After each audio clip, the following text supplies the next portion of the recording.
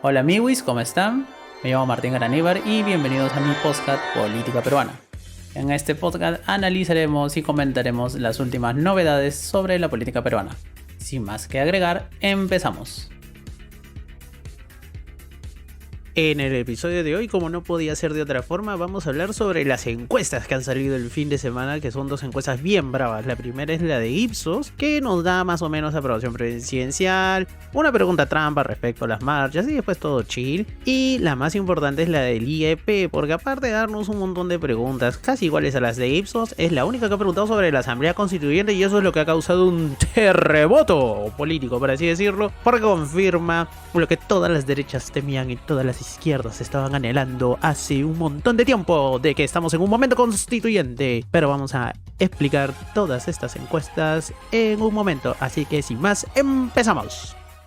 La primera de las encuestas que vamos a analizar es la de Ipsos, una encuesta nacional urbano-rural que se realizó sobre una muestra de 1.199 personas con un margen de error de 2.8% y que se realizó entre el 12 y el 13 de enero de este año en una cobertura de 24 departamentos de la provincia constitucional del Callao, 53 provincias, 63 localidades y 104 distritos, para que después no vengan a hablar huevadas de que estas encuestas son bambas o que no son representativas. Y lo primero que vas a ver es la gestión pública, ¿no? En este caso están preguntando sobre la aprobación de Dina Boluarte. Aprueba 20%, desaprueba 71%. En el caso del presidente del Consejo de Ministros, Alberto Talora, su aprobación es del 20%, desaprobación 61% y el no sabe no opina sube hasta un 20%. ¿Te das cuenta? La aprobación es casi igual entre los dos, pero la desaprobación es mayor en Dina que en Otárola, lo que me parece un toque raro. Mientras tanto, José Williams tiene prácticamente los mismos números que Frei Otárola. Es como que aprueba 19, desaprueba 62, no precisa 69. El Congreso, como siempre, sigue para las huevas. Desaprobación de 80%, aprobación apenas del 14%. En el tema de la situación política es que aquí hay un dato súper curioso que después se va a explicar también con el tema de la Asamblea Constituyente porque están bastante unidos, pero es en el tema de las reformas políticas. Mucho se ha hablado sobre el adelanto de elecciones, que si van a ser en el 2023, si van a ser en el 2024. Lo importante es que mucha gente de las derechas dice de que se tiene que hacer en el 2024 porque en esto sí tienen razón. Si partimos o si hacemos unas elecciones en el 2023 con las mismas reglas, posiblemente tengamos un Congreso igual de cagado o más cagado que el actual. Entonces las reformas sí son necesarias. ¿Cuál es el tema o la curiosidad?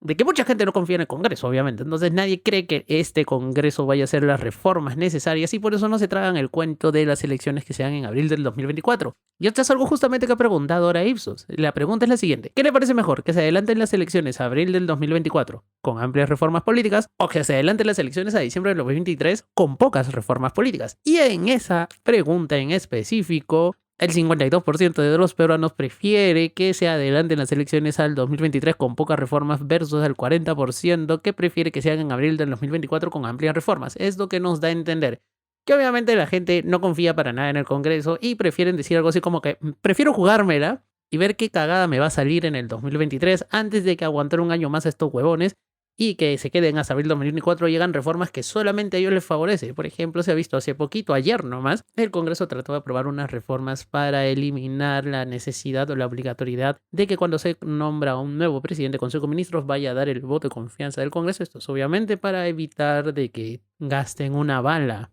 por así decirlo, ¿no? Entonces mucha gente ve este tipo de reformas que solamente le favorecen a los congresistas y que no le favorecen nada a la ciudadanía. Es por eso que obviamente la gente prefiere jugársela. La diferencia es bastante marcada en Lima versus el interior del país. Porque en Lima, a esta pregunta, es casi un empate técnico porque 47% prefiere que las elecciones sean en el 2023 versus el 48% que prefiere que sean las elecciones en el 2024. En el interior sí la diferencia es mucho más marcada. 56 2023 versus 35 2024. Y aquí es cuando viene la pregunta trampa, porque esto es algo que iba a comentar, que es un cuadro que mucha gente ha estado utilizando respecto a los responsables de los muertos. Cuando habla de la situación política, se habla de que quién cree que son los responsables de las muertes ocurridas en este último mes, ¿no? Entre diciembre y enero de este año.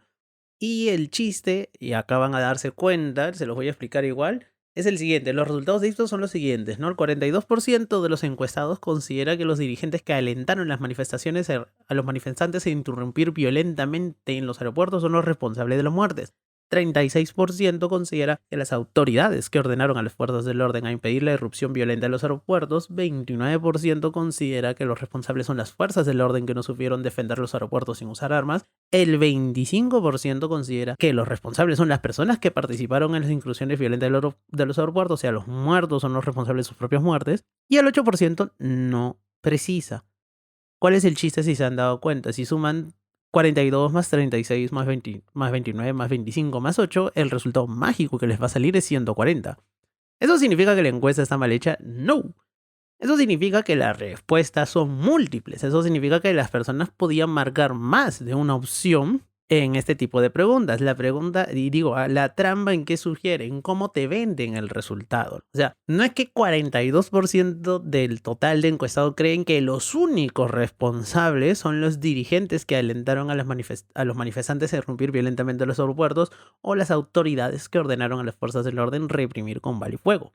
Es muy probable, y esto no lo sabremos hasta que Ipsos revele algún día sus datos, si es que los revela, de que mucha gente considere por igual de responsable tanto a los dirigentes como a las autoridades. Esto no lo vamos a saber porque no tenemos esos porcentajes, ¿no? De cuántas personas marcaron ese tipo de opciones. Entonces, este cuadro es muy tramposo, obviamente, porque son de respuestas múltiples. Esto no significa de que de esas 42 personas que marcaron esa opción sea lo único que piensen, ¿no? O que piensen que son los únicos responsables. La última pregunta que llama la atención respecto a la encuesta es una que dice si quiere que las acciones violentas que se han producido en el Perú y en otros lugares como ataque a los aeropuertos, oficinas públicas, empresas, ambulancias y otros vehículos son acciones espontáneas de algunas personas o están organizadas por movimientos políticos que buscan tomar el poder. El 63% del total de peruanos en la encuesta de Ipsos respondió que son acciones organizadas por movimientos políticos, mientras que el 30% respondió que son expresiones espontáneas de algunas personas y el 7% no precisa. Aquí, a diferencia de la encuesta del IEP, en el cual es más específica la pregunta porque se pregunta si es que son organizaciones espontáneas, organizaciones ciudadanas, movimientos políticos u organizaciones terroristas o vinculadas a la minería ilegal, que es parte del argumentario que utiliza actualmente el gobierno. Aquí no se pregunta nada, simplemente la mayoría cree que son organizadas por movimientos políticos que buscan tomar el poder. Y aquí pueden mezclar tanto, digamos, elementos legales, se puede decir, como elementos ilegales. No es una pregunta muy específica. Pero sí, obviamente, la gran mayoría considera que este tipo de procesos tienen algún nivel de organización o coordinación entre ellos, el 63%, mientras que el 30% cree que es algo mucho más espontáneo. Esto sí es importante de recalcarlo y tenerlo en cuenta, ¿no? Que puede ser también una especie de pregunta capciosa o pregunta trampa, pero parece, pero en realidad no lo es. Entonces ahora sí vamos con la encuesta del IEP. La encuesta del IEP tiene la siguiente ficha técnica. Fue realizada a 1.211 personas en 24 departamentos, 148 provincias y 411 distritos. Y se realizó del 7 al 12 de enero del presente año. Como les dije, la muestra del IEP es mayor a la muestra realizada por Ipsos. Ahora sí vamos con el análisis en sí de la encuesta. La encuesta del IEP derrumba varios puntos fuertes del relato de las derechas y refuerza otros. Para empezar, en la encuesta del IEP, el 58% de peruanos cree que hubo excesos en la represión ejercida por las Fuerzas Armadas y la Policía Nacional versus el 26% que justifica el accionar de las Fuerzas Armadas y Policía Nacional. Con esto estamos viendo de que la gran mayoría de peruanos, según la encuesta del IEP, no aprueba el uso de métodos violentos por parte de las fuerzas del orden. En pocas palabras, no están aprobando esta política del gatillo fácil y obviamente también están condenando las muertes producidas en el contexto de la violencia. Aquí vamos con el tema de las protestas. A continuación, el 60% de los encuestados por IEP justifica que hayan habido protestas versus el 35% que no la justifica. Acá se cae el segundo y uno de los más fuertes relatos o comentarios de las derechas, que es respecto a que estas protestas, estas marchas, eran cosa de una minoría asusada, etcétera, etcétera, ¿no? Aquí vemos que el respaldo o justificación de dichas protestas es mayoritario en buena parte del país.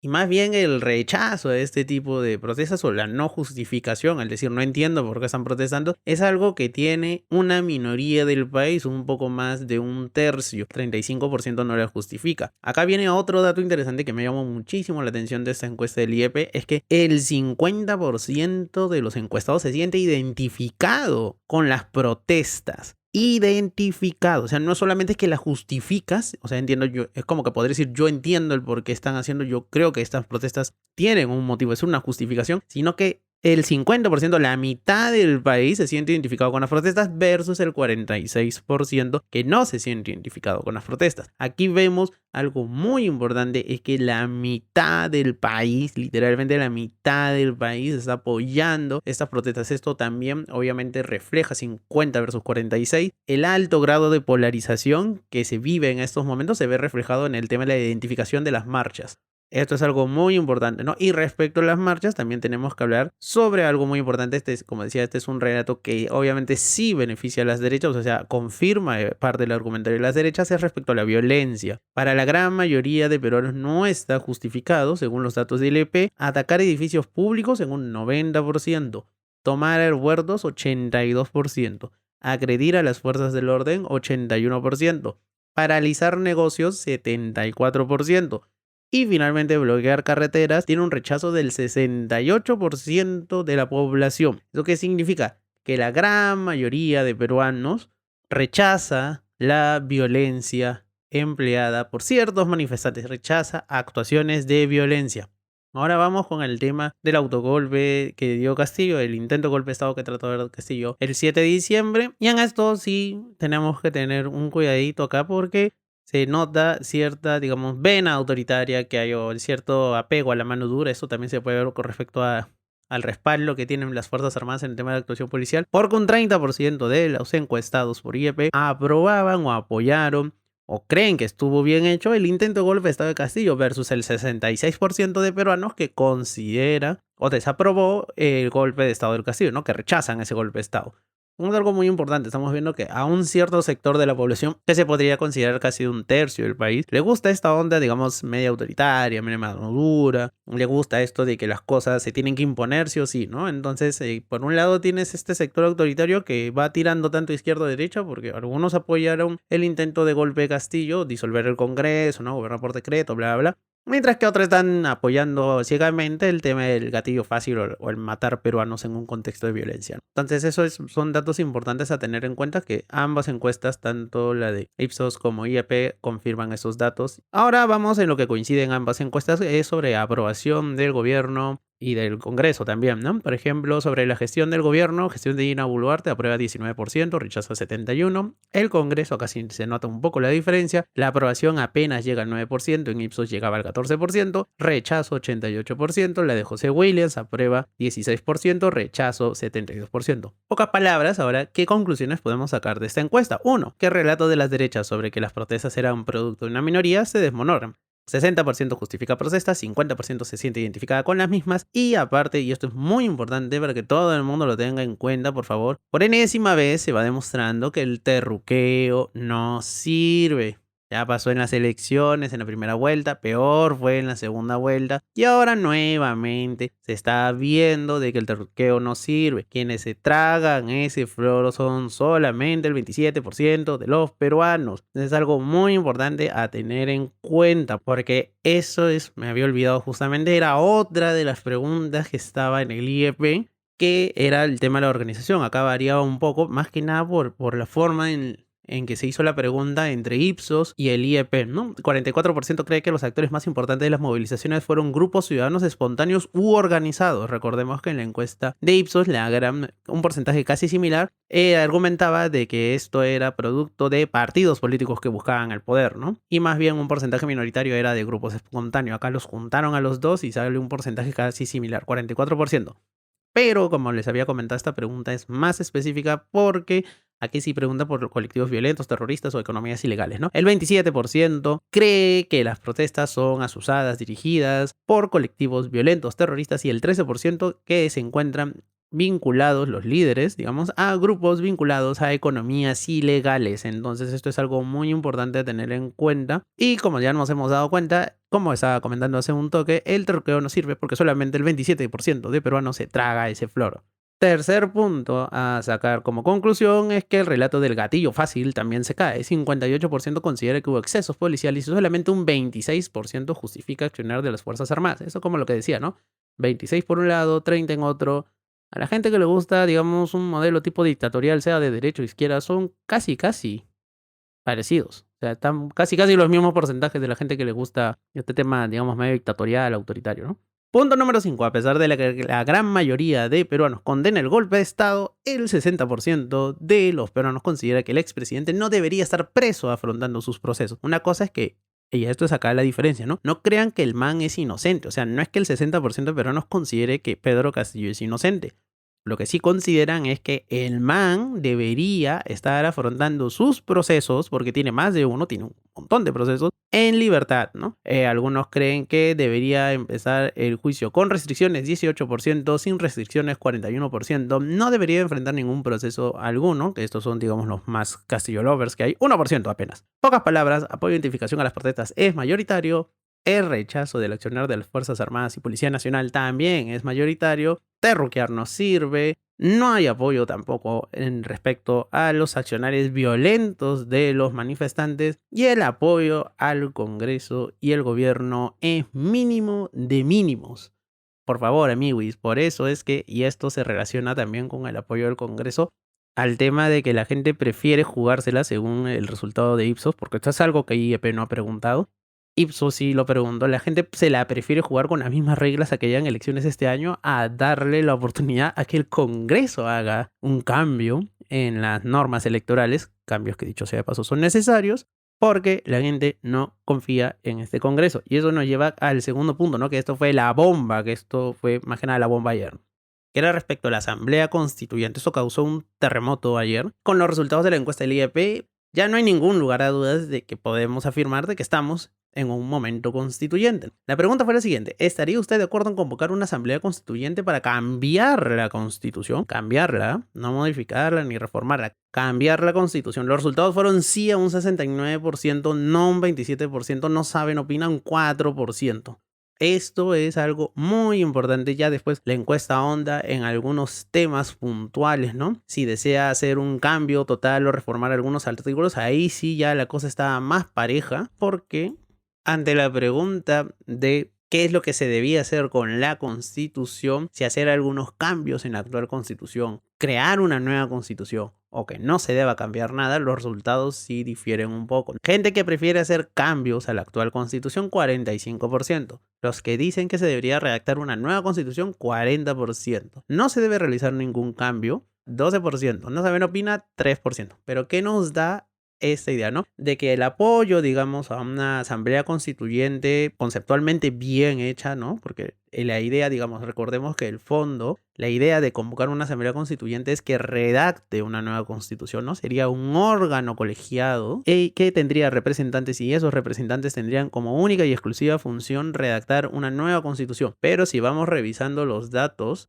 desde el año pasado, ese apoyo y, digamos, la idea de cambiar por una nueva constitución pasó del 23 al 40%. Más bien la idea de reformar la constitución ha ido cayendo paulatinamente del 58 al 45%. También ha caído bastante el no se debe cambiar nada, de un 18 a un 12%, y los no saben opina subieron de 1 a 3%.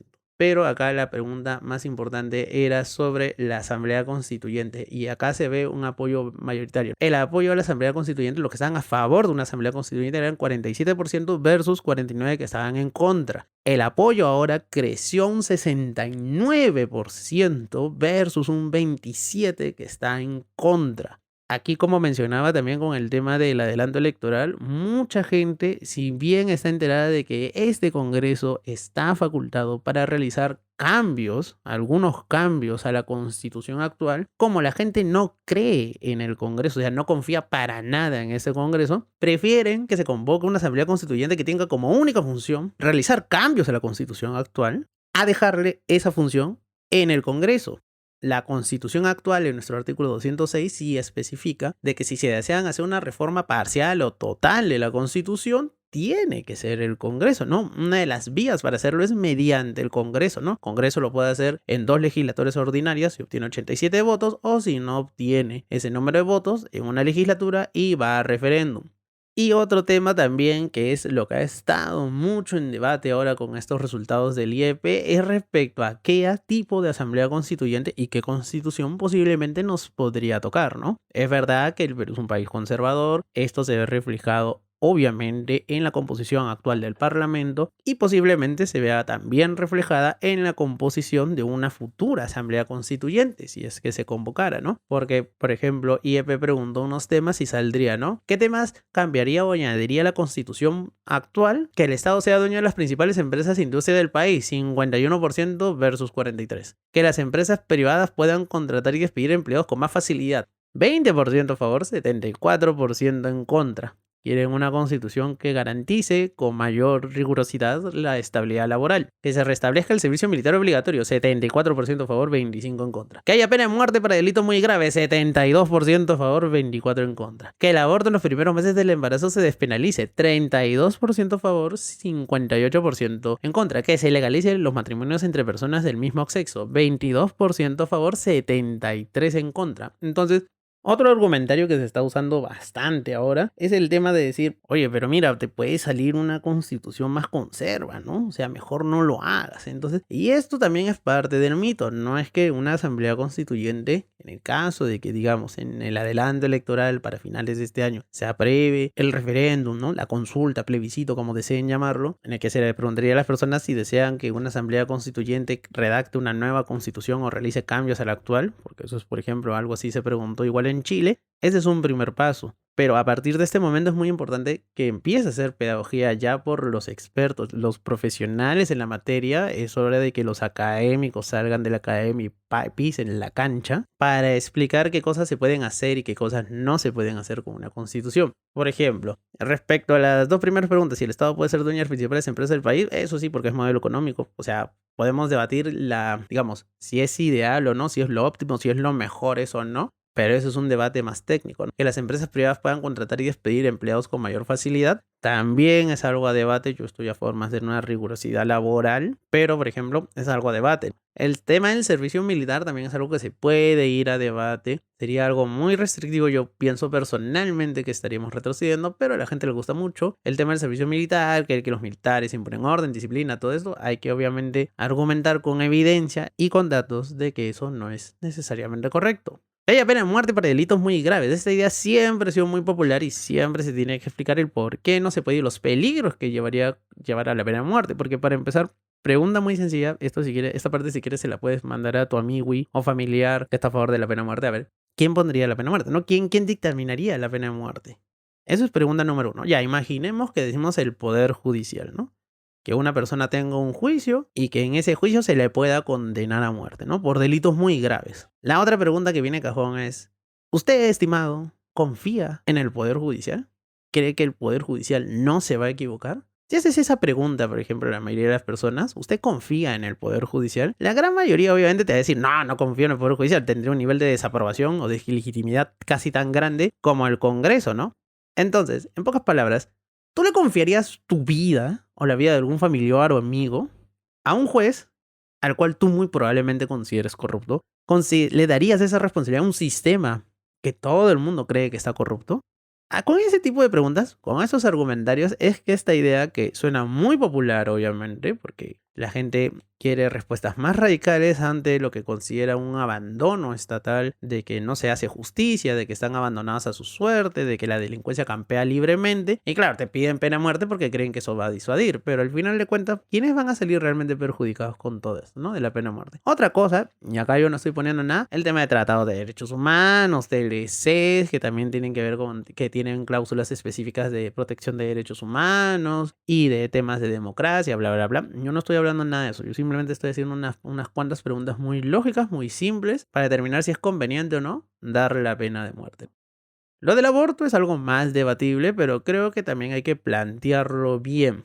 Si se plantea bien, el aborto puede salir bien, por lo menos en casos de violaciones. Es un tema, como digo, a debatir, a hablar. El aborto libre, si bien yuca que te salga, eso sí, porque el Perú es un país conserva y obviamente no van a aprobar esas huevadas. Muy prohibidas cuando están dentro del vientre, pero métale balas y sale marrón de izquierdas y se atreve a protestar, ¿no? Ahí sí, métele bala, la vida no vale nada. ya se encuentra despenalizado y claro, se demoraron casi 80 años en reglamentar ese artículo del Código Penal, pero al final lo hicieron, pero el hecho de que sea libre, bien difícil. Y respecto al último del matrimonio homosexual, es así, es una tarea muy complicada. Eso tal vez, no creo que una nueva asamblea constituyente pueda ampliar esos derechos. Ahí sí lo veo súper yuca. Para mí, si yo fuera constituyente, lo que yo haría sería poner un artículo en la Constitución en el que diga de que nadie puede ser discriminado bajo ninguna circunstancia, y ahí pondría por temas de orientación sexual e identidad de género. Con eso se caen todas las leyes que evitan hasta ahora que dos personas del mismo sexo puedan contraer matrimonio o establecer una unión de hecho, por ejemplo, ¿no? Yo creo que esto de la unión civil, algo por el estilo, se podría avanzar, sí, pero es diferenciar, ¿no?, un marco normativo que tendrían las personas heterosexuales, que tienen todos los derechos, y algo diferente, ¿no? Porque son raros, diferentes para las personas homosexuales, ¿no? Yo creo que eso es discriminatorio en sí. Pero en fin, el Perú, como digo, es un país súper cucufato, súper religioso, entonces también hay que tener en cuenta esto y hay que saber explicar y dar la batalla, porque lo peor que se puede hacer en estos casos, viendo estos resultados, sabiendo de que una asamblea constituyente es muy popular, tal vez no tengan en claro que es una asamblea constituyente, pero algo que sí tienen muy en claro, prefieren darle esa función o delegar esa función a una asamblea constituyente para que haga cambios en la constitución actual. Y aparte, si ganara esa opción, ¿no?, para que cambie ciertos artículos de la constitución, digamos, restringir o eliminar ciertos tipos de derechos o libertades ya reconocidos en la actual constitución, es más yuca. Porque si se acepta de que esa asamblea constituyente, por así decirlo entre comillas, sea una asamblea constituyente derivada, o sea, que le quiten esa función al Congreso y se le den una asamblea que ha sido expresamente elegida para ese propósito, o sea, están ahí unos meses, proponen cambios a la actual constitución y luego ya no están, o sea, no legislan, no hacen leyes ni nada. Entonces van a estar mucho más limitados, porque no solamente están limitados por los tratados internacionales y todas estas cosas, sino por la misma constitución. La misma constitución te deja muy claro, y en esa parte todo el mundo está de acuerdo, en que no se pueden restringir ni eliminar derechos que ya están reconocidos actualmente en la constitución. Si fuera una asamblea constituyente, digamos, originaria, una asamblea constituyente que esté creada con el propósito expreso de crear una nueva constitución, ahí sí las cosas podrían cambiar, como digo, pero es una batalla que hay que dar, y lo vuelvo a decir ahora, porque no se puede dejar ese relato sobre la conveniencia o no, por ejemplo, de estar en un sistema interamericano de derechos humanos o no, a los grupos, digamos, más conservadores, ¿no? Conservadores tanto de derechas como de izquierda, que ambos están en contra de la CID, que ambos lo consideran que es súper caviar, pero uno lo considera que es pro terruco y el otro es pro neoliberalismo o whatever sea. Entonces, algo que tiene que hacer mucho la gente, por ejemplo, que se considera demócrata, la gente que sean de derechas o de izquierdas, que quieran cambios, progresos para el país, aumentar las libertades y derechos reconocidos a las minorías históricamente discriminadas en el Perú, es no dejar los relatos o este tipo de relatos a los grupos más conservadores. ¿Por qué? Porque si ellos toman la batuta de esto, ellos van a tener la hegemonía del mensaje, ¿no? Y eso es mucho error que veo muchos amigos cuando hablamos de estos temas. Vemos esto y es como dicen, no te en peligro, mejor no te metas, mira que los peruanos están convencidos, ¿no?, de esto. Yo, claro, yo sé que están convencidos. ¿Qué utilidad le ve a una persona actualmente, por ejemplo, al sistema interamericano de derechos humanos? Recién ahorita algunos colectivos le están dando importancia por el tema de la represión, pero en su día a día no le ven importancia. Entonces es hacer pedagogía, es enseñar, es dar a conocer las ventajas de estar afiliados a este sistema. Recordemos que en el caso, por lo menos latinoamericano, el único país que ha sido suficientemente achori y demente para alargarse, retirarse, de quitarse la corte, por ejemplo, interamericana, ha sido Venezuela. Por algo Venezuela es considerado un paria hasta ahorita. Y obviamente a Venezuela no es el mejor ejemplo para dar, pero obviamente te pondrías a ese nivel. Ni siquiera Fujimori se atrevió a denunciar el tratado, simplemente se quitó de la competencia contenciosa, pero prácticamente como decir, me da el pincho, no voy a cumplir las sentencias de la corte, ¿no? Entonces es muy importante dar la batalla, entrar en el debate, las ideas. De eso es lo que se trata un momento constituyente, de entrar en debate, de debatir, de hablar, de dialogar, porque acá se está debatiendo muchas cosas, no solamente derechos fundamentales, estructura del Estado, capítulo económico, organización territorial, reconocimiento de derechos y deberes, cómo queremos un país a futuro. Es un debate súper importante, no podemos tomarlo ligero, y lo que tampoco podemos hacer es rehuir ese debate, decir, no, no, no, no, como acá hay mucho conserva y yo, digamos, soy medio progre, medio liberal, soy medio caviar, no, a mí no me van a hacer caso, entonces me largo, ¿no? Ese típico floro de yo no debato con radicales es lo peor que lo puedes hacer porque le estás regalando la cancha, le estás regalando el relato, le estás regalando la narrativa. Después ellos van a manejar la narrativa, se manejan en sus términos y sus condiciones. Se tiene que combatir esos relatos muy conservadores, muy reaccionarios, con argumentos y con ideas. Y bueno, amigos, ese ha sido el análisis de las encuestas. Obviamente no voy a negar que estoy feliz por el tema de la Asamblea Constituyente. Un poquito preocupado, pero sobre todo feliz. Y nos vemos en una próxima entrega. Y eso sería todo. Pues nada, bye bye.